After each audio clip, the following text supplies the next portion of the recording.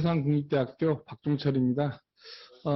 오늘 그 민족화해 협력 범국민회의 해외협의회에 초대되어 가지고 첫 번째 강의를 하게 되어 가지고 매우 영광스럽게 생각을 합니다.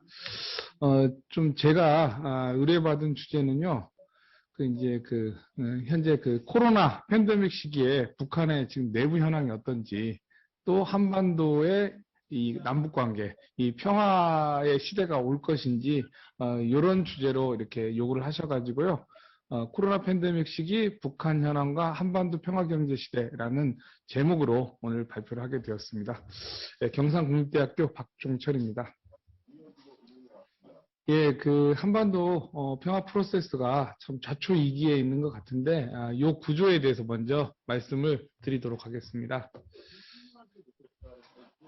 예, 그 한반도는 그 해방과 또 그 한국전쟁 이후에 이게 생각을 해보면은요, 그 냉전 반공주의라고 해가지고 그 냉전 상황 하에서 무조건 공산주의는 안 된다, 이런 의식이 있었습니다. 이 과정에서 누가 가장 큰 이득을 받냐라고 하면은요, 우리가 경제학에서 이익을 경제학적인 용어로 조금 더 세련되게 말하면은요, 편익이라고 합니다. 편익, 베네핏, 편익이라고 하는데, 이 분단을 통해서 이익을 본 사람들, 그러니까는 분단이 되어야만 이익이 되는 사람들이 많았기 때문에 분단 체제가 유지가 됩니다. 또 반대로 또 그 보수적인 정권이 넘어가가지고 민주 정권이 들어섰을 때는 비교적 평화적인 이익이 많았을 때는요, 평화 편익을 조금 강조를 했었습니다. 그러니까는 북한은 나쁘다라고 하면서 분단이 되어야 된다. 그래야 뭐 군에서도 승진을 한다거나, 또 북한에서 핵실험을 하면은 다음날 그 이제 방산주들, 군수주가 또 이렇게 가격이 올라가죠. 남북 정상회담을 한다. 그러면은 그 다음날 뭐 그 건설이라든가 뭐 도로라든가 경제 협력에 관한 주식이 올라갑니다. 아주 매우 단순합니다. 또 이게 그 군대가 길어지면은 남성들이 고통은 있지만은 또 군대에 있는 사람들이 승진할 수 있는 기회가 많겠죠. 또 그러나 이제 군대를 보낸 그 여자친구라든가 또는 그 어머니의 입장에서 보면은 내일 또 평화가 오기를 또 기대를 하는 것이 아니었나라고 생각을 합니다. 누가 더 많은 이익을 갖느냐에 따라 가지고 분단이 강고화되기도 하고, 또 평화가 조금이라도 진전이 되기도 했었습니다. 잘 아시다시피 이승만 정부 시대에는요, 남북 모두 침략을 통해서 통일을 하겠다. 분단 이 편익 세력들이 힘이 셌습니다. 또 박정희 대통령, 전두환 대통령, 노태우 대통령 시기에는요, 체제 경쟁이 치열함 속에서도 일부 화해가 시도가 되었습니다. 7.4 남북 공동성명도 마찬가지고, 또 전두환 시대에 아웅산 테러 사건이 있었음에도 불구하고 북한과 대화를 시도를 했고, 또 노태우 정부 시대에도 북방 정책을 시도를 하면서요, 뭐 소련이라든가 중국 많은 그 동유럽 국가들과 수교를 맺게 됩니다. 또 김영삼 대통령 시기에는 조금 아쉬운데 이게 일관성이 결여가 됩니다. 그래서 이게 뭐 분단 쪽도 아니었고 평화 쪽도 아니었고 정책이 오락가락하다가 나중에는 이제 공안정국의 시대에 갑니다. 또 본격적인 남북 화해, 평화를 이야기한 게 햇볕 정책을 펼친 김대중 대통령과 노무현 대통령 시대였습니다. 그 이후에 이명박 박근혜 대통령 시기에는 체제 경쟁으로 좀 회귀를 했던 것 같아요. 근데 이 시기가 체제 경쟁을 해서 우리가 이겼다라면은 뭐 이것도 하나의 통일 모델이 될 수가 있겠죠. 그러나 북한이 핵과 미사일이 굉장히 고도화가 됩니다. 2차, 3차, 4차, 5차 핵실험이 되고, 지구상에 현존하는 대부분의 핵기술을 북한이 보유하게 되고, 또 제재 속에서 이 북한의 경제가 굉장히 발전하게 됩니다. 김정은 시대의 평균 경제 발전의 속도가 한 4% 이상이라고 추정이 되고 있습니다. 그래서 핵과 유엔 안보리의 제재가 악순환되는 시기였습니다. 문재인 정부 시기에는요, 평화와 경제를 선순환하는 구조로 만들고자 했는데, 안타깝게도 현재는 한반도 평화 프로세서가 자초이기에 있습니다. 여기까지가 전반적인 그 한반도의 현황이 아닐까라고 생각이 됩니다. 예, 또 분단 편익과 평화 편익은 뭐 비단 우리 이제 한국 사람만 이야기하는 게 아니라 트럼프 대통령이 한번 한미 군사 훈련을 하면은 한 그 1,100억 원 정도 한국 돈으로 든다라고 이야기를 하면서요. 한미 군사 훈련만 이게 우리가 방위를 위한 목적으로 줄인다면은 연간 수천억 원의 예산 절감 효과가 있다라고도 이야기를 했었습니다. 또 핵과 미사일 실험이 중단이 되면은 이 코리아 리스크가 중단이 되면서 우리가 굉장히 성장을 할 수 있기 때문에 평화 편익이 증가가 되지 않을까 이렇게 생각이 됩니다.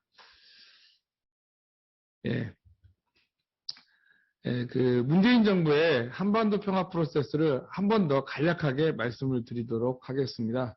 이 냉전이 잘 생각해 보면은 두 개의 축으로 이루어진 것 같습니다. 한반도에서는요, 남북 적대하고 북미 적대가 있는데 이를 갖다가 동시에 병진적으로 해소하고자 남북 정상회담하고 북미 정상회담을 갖다가 동시에 진전을 시켰습니다. 우리가 잘 생각해 보면은요, 김정은 정권이 들어서고 나서 핵실험과 미사일 실험을 통해 가지고 김정은이 상당히 위기를 제공한 측면이 있는데 이 평창올림픽 이후에 조금 더 능동적이면서 선제적으로 평화적인 결단을 하지 않았나 또 제안을 하지 않았나라고 생각이 됩니다. 평창올림픽 이후를 잘 생각해 보면은 현재 핵과 미사일 실험이 없습니다. 소극적인 의미로 우리가 생각을 해보면은요, 어쨌든 간에 대화하고 비핵화가 어느 정도는 선순환 구조가 갖고 있질 않나 이렇게 생각이 됩니다. 문재인 대통령의 구호 중에 하나가 평화는 경제다라는 거였는데요. 대화와 비핵화 협상과 평화의 상관관계가 상당히 선순환 구조를 가졌다 이렇게 주로 설명을 했습니다. 그러나 잘 아시다시피요. 2019년 2월에 하노이 회담을 하고 또 결렬이 되고 나서는요, 교착 국면이 장기화되면서 한반도 평화 프로세스가 좌초이기에 있지 않는가, 이런 것이 2020년, 2021년 이 코로나 시기에 한반도에서의 공통된 인식이 아닌가라고 생각이 됩니다. 한반도에서의 이 비핵화 협상이 장기 교착이 되면서요, 북핵을 둘러싸고 상당히 불안정하고 불확실성이 증가가 되고 있습니다. 물론 2018년도에 있었던 판문점 또 평양에서의 남북공동 선언을 통해 가지고요. 핵과 ICBM이 동결이 됐고, 그러니까는 실험을 하지 않는다는 의미로 동결이 됐고, 또 9.19 군사 합의가 상당 부분 이행이 되는 것도 사실입니다. 그러나 가장 기본적으로 약속을 했던, 남북 사이에 약속을 했던 개성공단의 재개, 금강산 관광의 재개, 또 도로철도의 연결과 같은 합의는요, 거의 이행이 되지 않고 있습니다. 잘 생각해 보면은요, 이 개성공단이라든가 금강산 이 관광 조치 같은 경우에는 남한의 단독 행정 명령이기 때문에요. 이게 꼭 유엔 안보리의 제재였는가라고 생각을 해보면은요, 꼭 그렇지는 않다.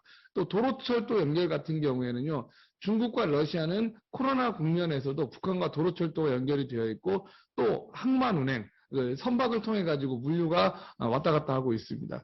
이 제재와 무관하고 코로나와 무관한 분야도 현재 협력이 진전되지가 않습니다. 또 더욱이 환경이 나쁜 이유 중에 하나가요. 미중이 또 러시아까지 참전을 했죠. 미국과 중국, 러시아가 전략 경쟁을 하면서 글로벌 차원에서 미국이 5대양 6대주에서 이 동맹과의 군사훈련을 하고 있습니다.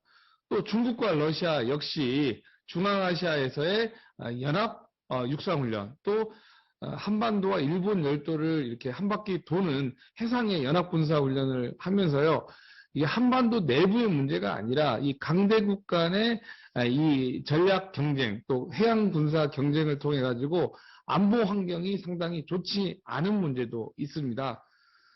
이 남북 관계가 이렇게 북핵 문제에 종속이 되면서요. 우리 한반도가 이 협상, 국제적인 협상을 하는데 상당히 제약을 받고 또 자율적인 공간이 축소되는 문제가 있습니다. 또 남북 간의 이 기본적인 합의인 개성 금강산 도로철도 이 합의가 이행이 중단이 되면서 국제적인 신뢰가 저하가 되어가고 있습니다. 예, 우리가 여러 가지 노력을 해가지고 제재, 면제, 유예를 받고 있지만은요, 현재 다양한 이유로 협력이 되지 않고 있는 것도 사실입니다. 구조적으로 우리가 상당히 의지는 있는 것 같은데, 또 우리 정부가 의지는 있는 것 같은데, 우리 정부의 정책의 실행 능력, 조금 도마에 올라와 있는 것 같고, 또 미국이 과연 실행 능력이 있는가, 관심이 있는가에 대해서도 의문을 좀 표시하고 있습니다. 트럼프 대통령이 강한 이 한반도 북미 비핵화 협상에 대해서 관심을 가졌지만은요, 국무부라든가 국방부라든가 워싱턴에 있는 여러 싱크탱크가 반대를 하면서 미국 내에서도 다양한 층위에서 반대를 한다. 또 미국 국회에서도 미국의 의회에서도 동의를 받지 못하면서 이 구조적인 한계가 있다가 이 교착 국면의 하나의 구조적인 원인이 되고 있습니다. 이에 따라 가지고요, 이 국민의 삶에 있어서요 상당히 위기를 겪고 있지 않나라고 생각을 합니다. 또 북한과의 경제 협력이 되지 않는 것은 이제 한반도가 사실은 이 중국의 동북방이라든가 러시아 북동과 연결이 된다면은 한국 경제의 상당한 성장 동력이 될 것인데, 이러한 가능성이 스스로 제약이 되고 있는 문제도 있지 않나라고 생각이 됩니다. 아마도 가장 해외 협의회 선생님들이 관심을 가지고 있는 분야가 오늘 강의의 핵심 주제 중에 하나인 코로나 팬데믹 국면하에 북한이 어떤 상황인가라고 보여집니다.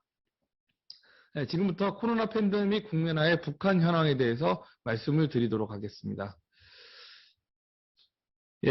현재 전 세계는 대전환의 시기를 맞고 있습니다. 이제 대전환은 크게 세 가지인 것 같습니다. 하나는 미중 전략 경쟁, 또 하나는요, 코로나와 같은 비전통적인 안보 위기가 확산이 되고 있습니다. 또 하나는 이 4차 산업혁명이 진행이 되고 있는데 한반도만 어떠한 측면에서는 좀 느리지 않나라고 생각이 됩니다. 이 남북 단절이라는 것은요, 이러한 대전환 시기에 한국이, 대한민국이 또 북한이 능동적으로 이렇게 편승해가지고 이 대전환 시기에 글로벌 질서 재편에 올라타지 못하는 이러한 구조적인 제약을 가지고 있습니다. 안타깝게도 이러한 대전환 시기에요, 미중 전략 경쟁이 이렇게 심화가 되면서요, 북한이 오히려 안정적인 구조를 가지고 있습니다. 다시 말씀드리면요, 핵을 가진 이 개발도상국의 지위를 갖는 북한이요, 더 이상 비핵화에 대한 이 동력을 갖지 않는다라는 의미입니다. 2020년 1월에 북한 당국이 자발적으로 국경을 봉쇄했는데 어떠한 압박도 통하지 않고 있습니다. 그러면서 미국과 중국, 러시아가 대결을 하면서 중국과 러시아가 역사상 자기들은 가장 크게 협력을 하고 있다. 제가 이번 주에도 일본과 전략 대화를 했고 또 중국 측과 전략 대화를 했는데요.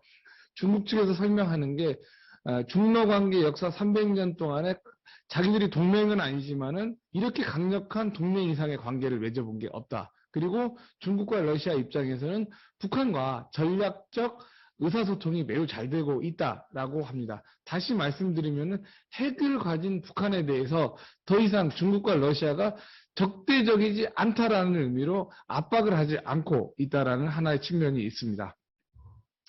자발적인 국경 봉쇄 속에서 핵을 가진 개발도상국, 북한이 어떠한 상황인가 먼저 설명을 드리겠습니다. 2019년도에 북한이 새로운 길을 가겠다라고 신년사에서 설명을 했습니다. 다시 말씀드리면은요, 하노이에서 협상이 성공을 하면은 비핵화를 추진을 하면서 개혁 개방을 통해 가지고 다소간의 이 부유한 북한을 만들겠지만은요, 만약에 플랜 2로 만약에 북미 협상이 잘 되지 않는다라고 하면은 개혁 개방을 하지 않고 핵을 머리에 이고 살면서 그럭저럭 버티는 삶을 살겠다라는 의미를 가지고 있습니다. 그래서 새로운 길 2019년도에 이 구조는요, 현재 2021년에 북한의 국가 전략과 이게 일맥상통한다라고 볼 수가 있습니다. 핵심적인 내용은요, 국방력과 인민 대중 제일주의라고 볼 수가 있습니다. 김일성 시대에는요, 정치 사상 강국을 건설하려고 노력을 했고요. 또 김정일 시대에는 그 선군 정치를 하면서 군사 강국을 건설하겠다, 불패 군력을 만들겠다라고 했습니다. 그러면서 김정일 말기부터 김정은 초기에는요, 핵과 무력을 동시에 건설하는 병진 노선을 건설한다고 했습니다. 그리고 김정은 시기에는 여기에 더해가지고 새세기 산업혁명 등을 통해가지고 경제 강국을 건설하겠다라고 합니다. 그러면서 최근에 김정은과 관련해가지고 수령이라는 용어가 나오면서요, 상당히 그 1인 지배 체제가 강화되고 있다, 이렇게 보여집니다. 또 하나 흥미로운 게요, 2021년 11월 제19차 중국의 육중 이 공산당 대회에서 보면은 역사결이라는 것을 했습니다. 시진핑의 1인 지배 체제가 굉장히 강화되면서요, 이 1978년도 개혁개방 이후에 이 북한과 중국 사이에 이 이데올로기 싸움이 굉장히 강해졌습니다. 북한이 조금 더 개혁개방을 하고 중국이 조금 더 사회주의로 이 회귀를 하면서 북한과 중국의 이데올로기적인 일치성이 강화가 되고 있다라는 점에서 보면은요, 이 그 전략적이고 지정학적으로 중국과 북한이 협력을 하는 것을 넘어가지고요, 중국, 러시아, 북한이 이데올로기적으로도 어느 정도로 공유할 지점들이 생겨나고 있다, 이렇게 판단이 됩니다.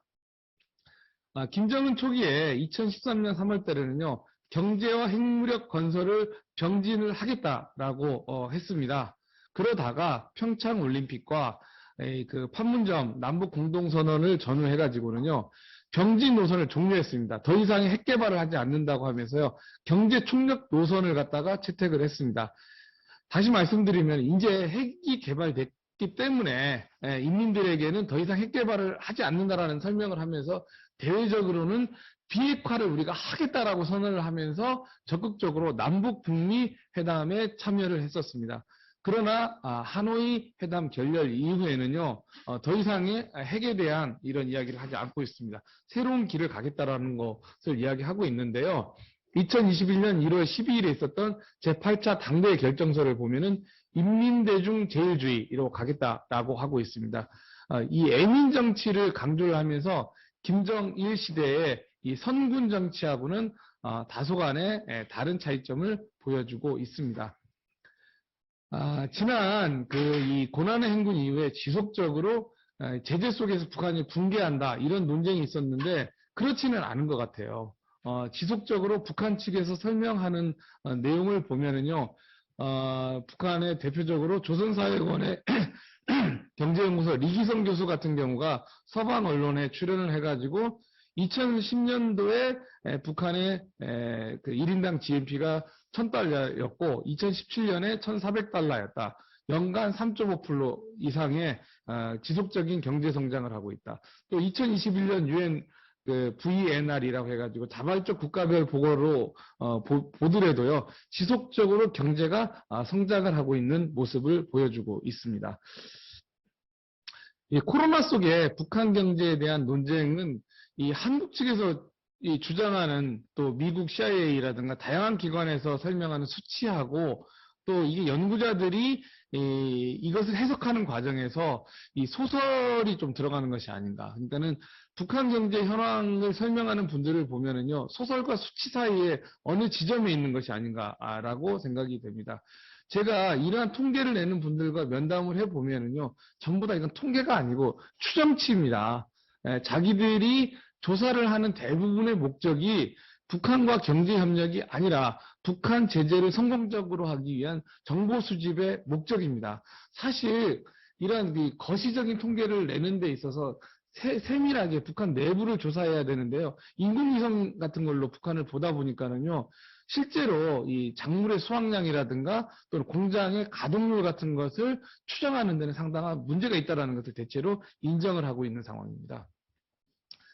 대체로 이제 제가 이 질적인 면담이라든가 탈북자들이 이제 북한에 전화를 해서 면담을 한다든가 또 가장 정확한 것 중에 하나가 중국 학자들이 북측과 회의한 내용이 어느 정도 정확한데 이제 이들을 통해서 조금 들은 내용들이 있습니다. 또 제가 2000년대 중반부터는 중국 측이라든가 뭐 중국 사회과학원이라든가 중국 당교라든가 또 우리 측의 여러 학자들과 북중국경 답사를 하면서 또 본 뭐 이것은 뭐 질적인 연구도 아니고 감에 가까운 건데 이것을 보면은 북한이 상당히 국경 지역이 변화를 하고 있었습니다. 그러나 코로나 팬데믹 이후에 북중국경 답사를 할 수 없었고 또 저하고 같이 북한 내부의 질적인 연구를 많이 하는 중국 연구자들이라든가 일본 연구자들도 북한 내부를 방문한다거나 북중국경을 갈 수 없어서 정확한 현황을 알 수 없어서 매우 답답하다 이런 이야기를 합니다. 그러나 코로나 팬데믹 하에서 상당히 안정적이다라는 것은 공통된 의견인 것 같습니다. 국경이요, 코로나 초기에는요, 이 지뢰 표시 같은 게 민간인 지역에 많이 설치가 되더라고요. 아마도 이것은 실제로 민간인 지역에 이 지뢰를 설치했다라기보다는요, 코로나 방역을 위해 가지고 북중 국경을 엄격하게 통제하는 과정에서 나온 현수막들이 아닌가라고 생각이 됩니다. 또 현재까지는 국경 봉쇄가 상당히 잘 이루어지고 있기 때문에 일부에서 제기하는 밀수 같은 가능성은 희박한 것 같습니다. 또 2019년 대비 무역량이 80에서 90% 감소했다고 하는데요. 모두 다 동의하는 사항입니다. 또 통계적으로 매월 불규칙적인 이 통계 지표가 나오는데 중축 전문가들은요. 이것은 통계상의 문제고 매월 무역량이 비교적 일정하다라는 것입니다. 또 지표사항은 매우 안정되어 있습니다. 휘발유, 쌀, 환율 등이 안정되어 있다는 것은 모두 공히 인정하는 사항입니다. 이걸 이제 해석의 영역에서 어떤 분들은 북한 당국이 과도하게 개입을 해서 안정이라고 하는데 그렇지는 않은 것 같습니다. 다만 이제 수입품 가격들이 오르락내리락 등락폭이 상당히 심합니다. 뭐 밀가루나 콩기름 등의 폭등 현상이라든가 폭락 현상이 반복이 되고 있습니다. 이러한 것들은 통계적인 지표로도 잘 나오고 있습니다. 쌀과 환율의 가격 추이도 2012년부터 현재까지 특히 이제 2013년도에 이렇게 대폭 오른 이후에는요, 안정이 되고 있습니다. 북한의 공산품 가격이 상당히 오르고 있고, 또 북한에서 농민공이라고 해가지고요, 이 코로나 국면에서도 농촌에서 도시로 이동하는 아르바이트를 하는 인원들이 증가를 하고 있습니다. 또 북한에서 노동자들의 인건비가 올라가고 있습니다. 다시 말해서 공산품과 인건비가 오름에도 불구하고 쌀이라든가 기초적인 식량 가격이 안정이 된다라고 하면은요, 북한 식량 가격이 오히려 떨어지는 현상이다 이렇게 설명하는 것이 맞다라고 보여집니다. 또 일부 한국 언론이나 뭐 워싱턴에 있는 언론에서 보면은 북한의 쌀 가격이 폭등한다라고 해가지고요.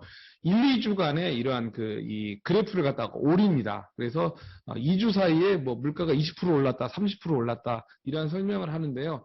2020년부터 현재까지의 쌀 가격을 보면은요, 등락폭이 그렇게 높지는 않습니다. 다시 말씀드리면은 이 통계를 어떻게 가공하느냐 문제가 있다라고 보여집니다. 실제로 코로나 팬데믹 상황에서 개발도상국의 이 기초적인 물가가요 20, 30% 등락하는 경우가 많고 또 심지어 선진국 같은 경우에도 마트에서 물건이요 사재기 현상이 있으면서 물가가 상당히 부족한 일들이 많이 있었다라는 점을 참조해 주시기 바랍니다.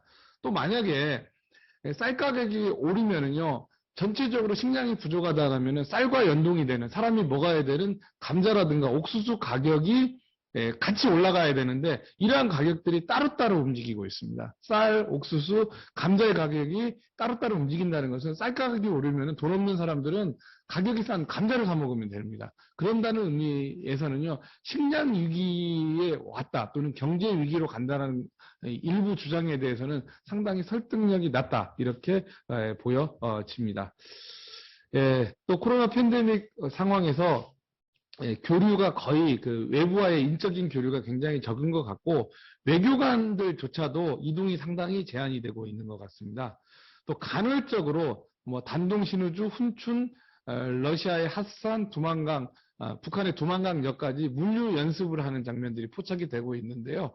그러니까는 다시 말씀드리면은 코로나 팬데믹 이후에 국경을 개방을 한다라고 하면은 이 그 물류량을 갖다가 대폭 증가시킬 가능성이 있습니다. 또 북중 국경 사이에 22개의 통관 지점 대부분이 이게 북측도 중국 측도 모두 대폭적으로 이 그 도로라든가 철도망을 확충을 하고 있고 또 세관 설비라든가 관련 설비들을 확장을 하고 있습니다.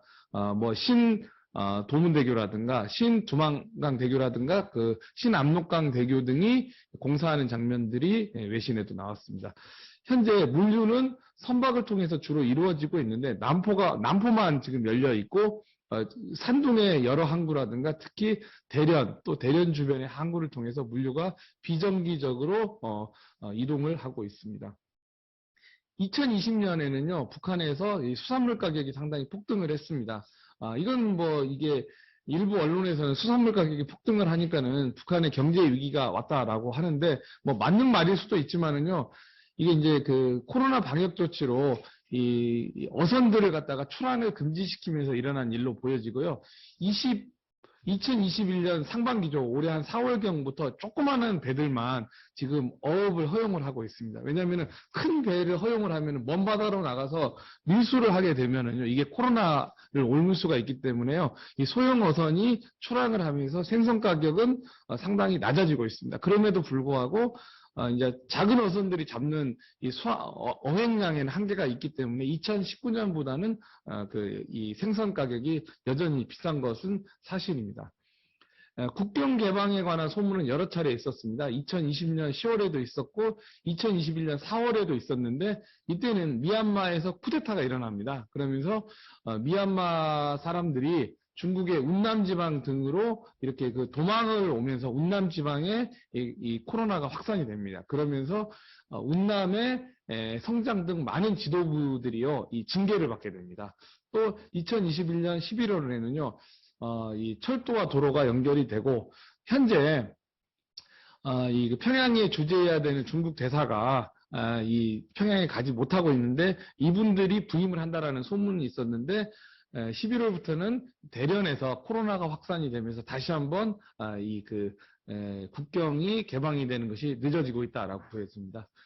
또 하나의 소문은 2022년 2월 베이징 올림픽에 김정은 위원장을 초청을 한다라는 소문이 있습니다. 요거에 대해서는 상당히 가능성이 있다라고도 설명을 하고요. 제가 이제 최근에 그 중측 이 사람들과 대화를 하다 보면은요. 한중 그 정상회담도 여전히 유효한 카드다. 왜냐하면 지금 시진핑이 새로운 이 집권 3기를 해야 되는데 근데 답방을 하지 않아 가지고 상당히 부담감을 가지고 있는데 여전히 코로나 이후에 제일 먼저 방문을 하는 국가로 한국이 여전히 유용한 카드다. 이런 설명을 하고 있습니다. 예, 또 정치 외교적으로는요. 앞에서도 설명을 드렸지만은요, 미국의 글로벌 군사훈련과 중러의 이 대대적인 이 군사훈련 속에서 북한의 지정학적인 가치가 높아지고 있습니다.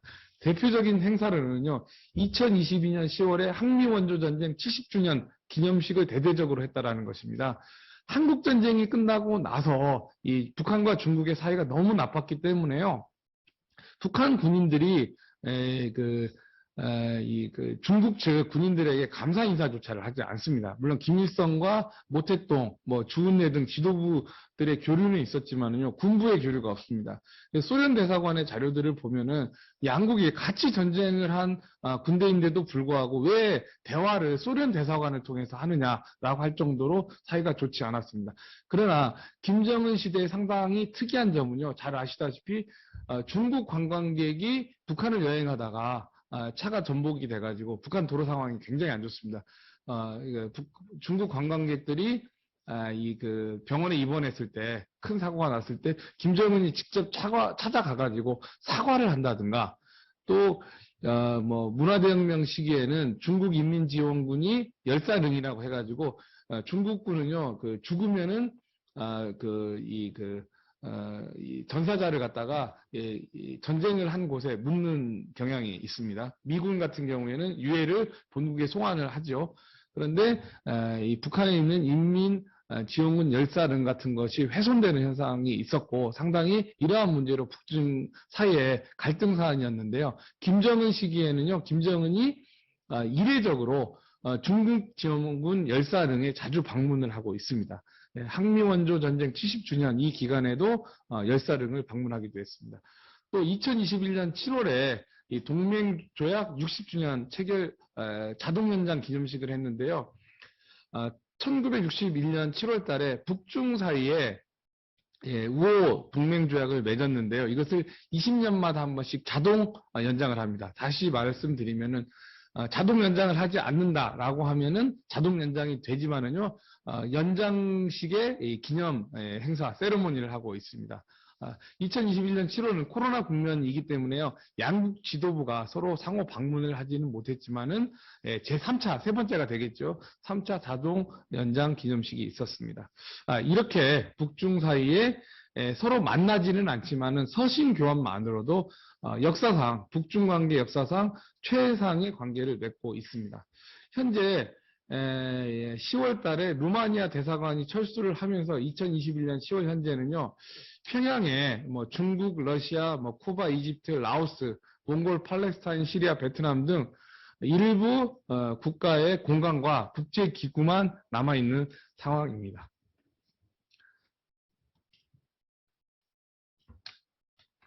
예, 2021년 10월 달에요. 국정원장이 국회 정보위원회에 한 보고를 갖다가 간략하게 설명을 드리도록 하겠습니다.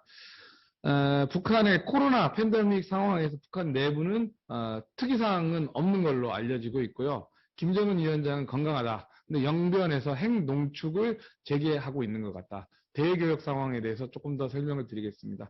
김정은 위원장의 몸무게가 140kg에서 120kg로 한 20kg 정도 감량이 되어 있고, 워싱턴이나 도쿄에서 살이 빠진 거에 대해서 뭐 대역설이라든가 건강이성설을 갖다가 제기하고 있는데 그런 건 없습니다. 그 다음에 이제 중축을 통해서 이제 제가 알아본 바로는 김정은 위원장의 건강에 대해서 말할 수 있는 사람은 리설주여서 한 사람 정도로 이렇게 보여집니다. 현재까지 올해 한 71회 공개적인 활동을 해가지고요. 2020년 49회에 비교해가지고 45% 정도 증가를 했는데, 코로나 상황이 호전이 되면서, 그러니까 내부적으로 코로나가 차단이 됐다는 의미입니다. 그래서 공개 활동을 상당히 하고 있는 걸로 보여집니다. 또 회의장에서 김일성, 김정일 사진이 제거되고 있고, 김정은주의, 또 김정은 수령이라는 용어가 나오고 있는 걸로 봐서 독자적인 사상 체계, 또 이 그 1인 독재가 강화되고 있다라고 보여집니다. 하노이 회담에 이 하노이 회담의 책임자인 김여정이 하노이 결렬 이후에 한 1년간은 징계를 받으면서 언론에 잘 나오지가 않았습니다. 그러나 현재 외교, 안보, 남북관계에서 총괄을 맡고 있는 걸로 보여지고 있고요. 비공개 지방 방문을 현재 하면서 민생을 파악하고 있습니다. 또 김정은 위원장에게 직보 활동도 여전히 하고 있고요. 그러니까는 여러 보고서들이 김여정을 통해서 올라가고 있다는 측면에서 김여정이 여전히 실세이다라고 보여집니다. 작년에 17회 활동을 한 거에 비해서 올해는요, 50% 정도 100% 정도 증가해가지고 34회 정도 공개 활동을 했습니다. 2018년 말에 가동된 영변의 5메가와트급 이 원자로가 재가동이 되고 있고, 2월에서 7월 사이에 핵이 재처리 시설이 가동되고 있는 것이 식별이 되고 있습니다. 올해 그 북한과 중국의 무역액이요, 한 2천억 원 정도, 매우 적지요. 이게 대한민국이나 미국 같은, 뭐 중국 같은 걸로 보면은요, 작은 도시에 무역액에 못 미친다라고 보시면 됩니다. 그래서 2019년 대비 한 10분의 1 이하 수준이다라고 보시면 됩니다. 북한이 코로나보다 더 문제인 게 약품이 부족하면서 수인성 전염병이 상당히 확산이 되고 있습니다. 식량난은 그럭저럭 증산이 되고 있고, 작황은 작년 수준보다 상당히 상회할 걸로 국정원에서는 파악을 하고 있습니다. 제가 북한, 중국을 아주 심도 있게 연구하는 연구자들 내부에 토론을 해보면은요, 작년에 작황이 비교적 나빴기 때문에 2019년도를 상회할 것이다. 2020년 대비 한 20% 이상 증산을 저희는 추정을 하고 있습니다. 2021년 7월부터 선박편을 통해 가지고 인도 및 의료 방역 물자가 일부 반입이 되고 있는 것으로 보였습니다.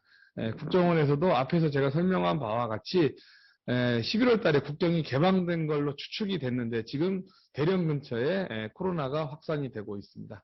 단기적인 전망을 몇 가지 말씀을 드리도록 하겠습니다. 미중 전략 경쟁 하에서 제가 봤을 때는요, 2019년도에 북한이 결정한 새로운 길, 이 북중 동맹이라는 것을요, 계속 강화하면서 지정학적인 이러한 그 상황을 이용을 해가지고 핵을 가지면서 그럭저럭 버티는 단계를 유지할 것으로 보여집니다. 일부 언론이나 연구자들이 2021년 말에서 2022년 상반기에 남북이 뭐 거대한 변화가 있을 것이다. 이러한 희망 섞인 전망을 하고 있는데, 뭐 저도 그렇게 되면 좋겠지만은요, 현재 한국이 선거 국면이기 때문에요, 현재 박빙 상황입니다. 민주당이 이길지 보수 쪽이 이길지 모르기 때문에 제가 북한의 전략가라면은요, 선거 이전에 섣불리 움직인다. 이것은 굉장히 어려운 것 같습니다. 당분간은 핵을 이고 살면서 그럭저럭 버티는 이 개발도상국의 초기 모습을 보이지 않을까, 이렇게 생각이 됩니다. 그래서 북한은요, 오히려 한반도가 미국과 중러가 대립을 심화가 하게 된다면은, 그러니까는 1950년대와 같은 냉전이 된다면은 안전보장이 오히려 된다라고 판단을 하면서 2021년 10월 초에 노동신문을 보면은 미중 신냉전 시대라는 표현을 쓰고 있는데요. 뭐 신냉전이 현재 상황이 오지는 않았지만은 북한의 바람이 신냉전이 아닌가, 이렇게 좀 조심스럽게 생각을 해봅니다. 이상으로 간략하게 북한의 코로나 시기의 경제 현황에 대해서 또 내부 현황에 대해서 말씀을 드렸습니다. 감사합니다. 지금까지는 이제 그 현황에 대해서 말씀을 드렸고요. 제가 준비를 많이 해온 것 같네. 20분 정도 조금 더 추가하겠습니다. 예정보다 조금 늦게 끝내죠. 지금은 이제 앞으로 무엇을 해야 될까가 중요한 것 같습니다.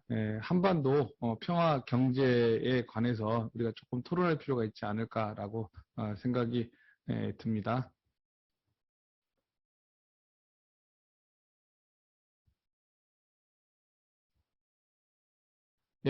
지금부터 한반도 평화 경제에 대해서 우리가 한번 설명을 해야 되지 않을까라고 생각이 됩니다.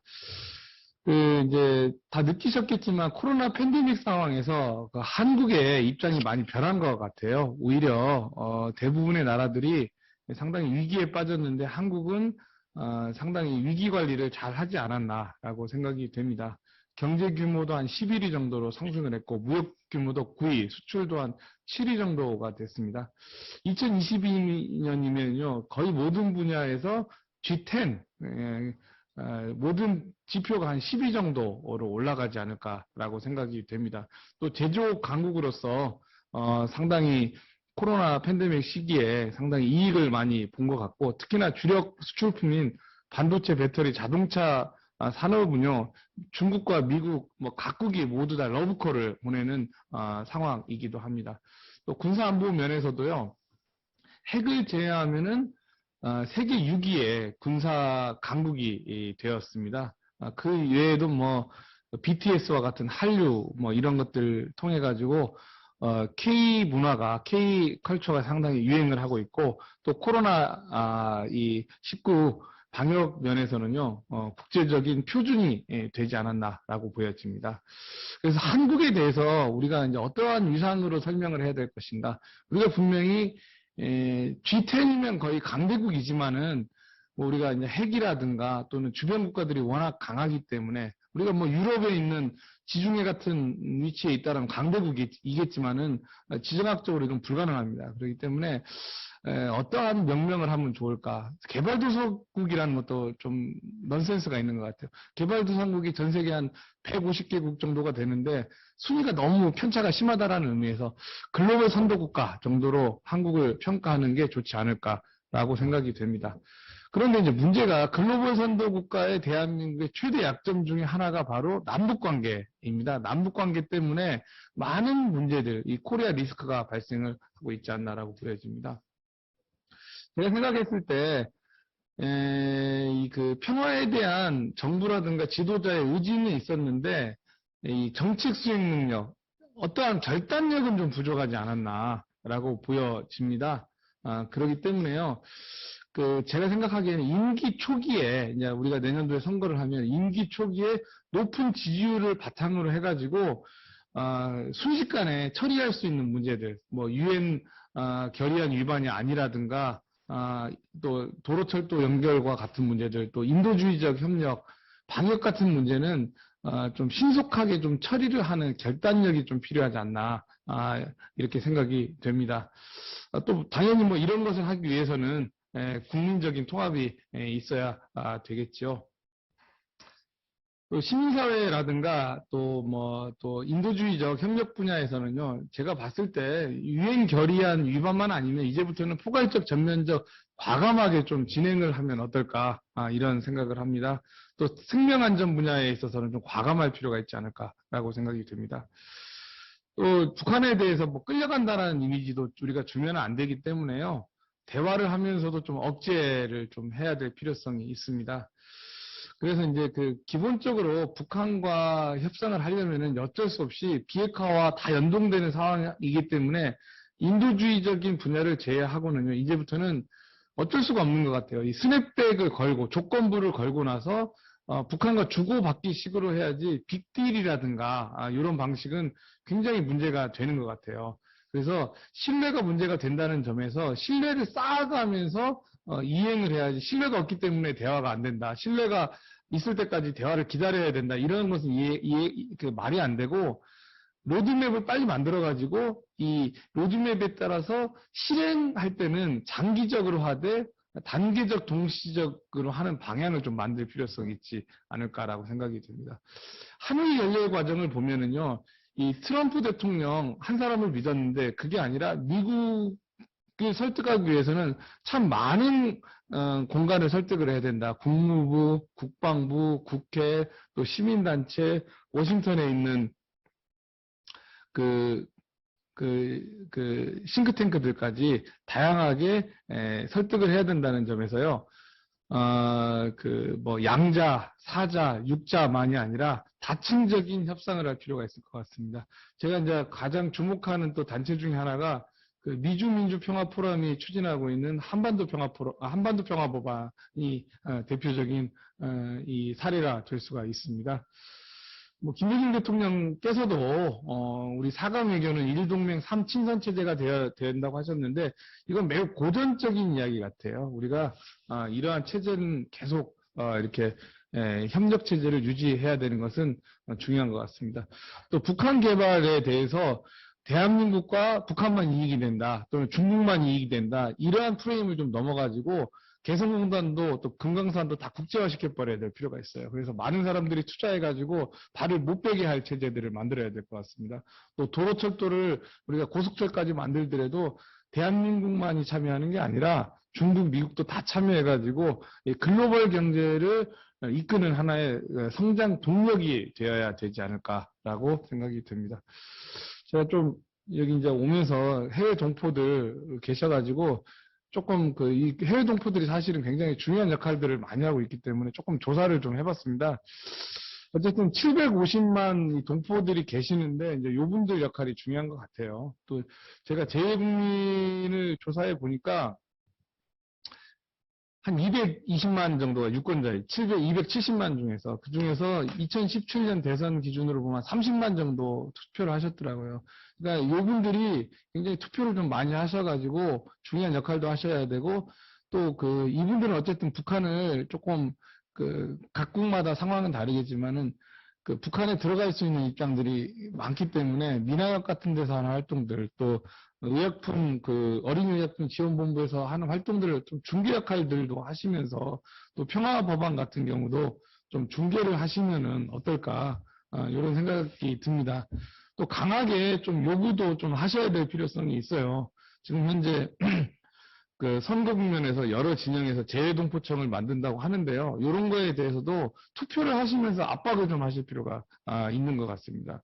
또 국내에 계시는 외국 그 국적의 동포들 처우 문제들도 좀 고민을 좀 하셔야 되고, 또 가장 이제 요구하시는 게 이중국적 문제도 투표를 하시면서 요구를 하셔야지, 이제 뭐 투표를 안 하시면서 요구를 한다는 것은 좀 말이 안 되는 것 같아요.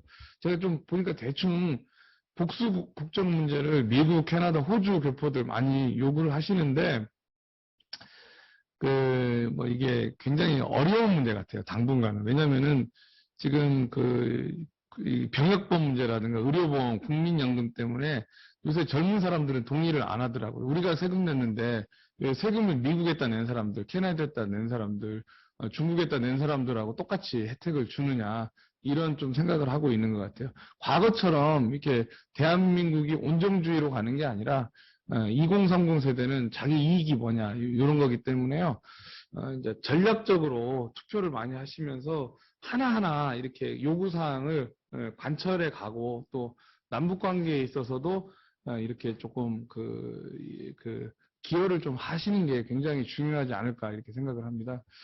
제가 그 미 하원에 한반도 평화법안을 앞에 설명을 드렸는데, 제가 이제 이 법안도 번역도 하고 또 의원들 명단도 다 한국어로 정리를 해서 여러 곳에 좀 개인적으로 좀 배포를 좀 했었습니다.